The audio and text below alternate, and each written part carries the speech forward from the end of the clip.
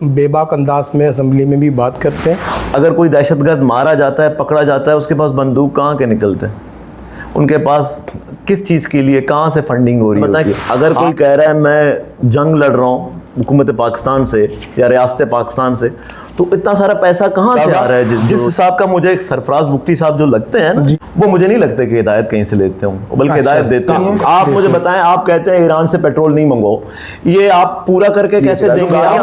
गैर कानूनी, मैं बिल्कुल नहीं गैर कानूनी समझता। मैं चाहता हूँ अगर वफाकी हुकूमत ने क्यों स्मगलिंग करा रही है? आप क्या समझ रहे हैं ग्वादर में जो हमारे एमपी हैं बगैर उठ के हैं? सर मैं सर अभी चंद दिन पहले सर लाला रशीद से मैंने इंटरव्यू किया, मैंने कहा लाला रशीद सवाल किया, उन्होंने कहा कि ऐसे भी बहुत से एमएनए एमपी हैं वो बलूचिस्तान से इलेक्ट हुए, उन्हें तो अपने हल्के का भी पता नहीं। 40 करोड़ 50 करोड़ दे देते हैं और बस जीत जाते हैं। मौलाना के पास इतने पैसे तो नहीं है सर। मौलाना के पास पैसे नहीं, मौलाना के सर पार्टी आप जानते हैं कौन सा? तो फिर कौन सा पार्टी है सर?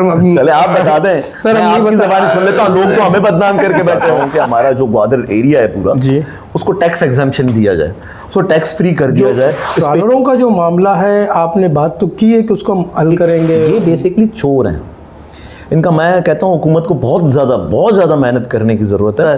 कहीं तो चीज़ वाले खुद मिले हुए होते हैं, कहीं चीज़ें कानूनी बनाना किस चीज़ को, छोटा सा टैक्स लगवा दें, काम करने। लेकिन मैं इस कारोबार को, अगर कोई कहता है कि ये कारोबार स्मगलिंग, यार स्मगलिंग में किस चीज़ की? मैं दूध मंगवा रहा हूँ, स्मगलिंग है? मतलब मैं अपने लिए घी मंगवा रहा हूँ, स्मगलिंग है? अगर मैं वहाँ का जूस मंगवा रहा हूँ जो मुझे सस्ता मिलता है, पूरे पाकिस्तान में सर ये जा रहा है। बिल्कुल मैं कह रहा हूँ स्मगलिंग नहीं है, ये गैर कानूनी नहीं है। अब इसको देखो, खुलाओ। ये तो मैं कह रहा हूँ लोग काम कर रहे हैं। अगर 4 फैक्ट्री लग जाएंगे ग्वादर में या बॉर्डर पे लग जाए, तो ये अगर ये करवा दें तो सर आपको मतलब आप तो बलूचिस्तान पर एहसान कर दें। ये अगर करके आपके जो है सीनियर तरीन लोगों ने बाप पार्टी को छोड़ना, बलूचिस्तान अवामी पार्टी में जो इज्जत और एहतराम है वो बाकी पार्टियों में नहीं है। हमारे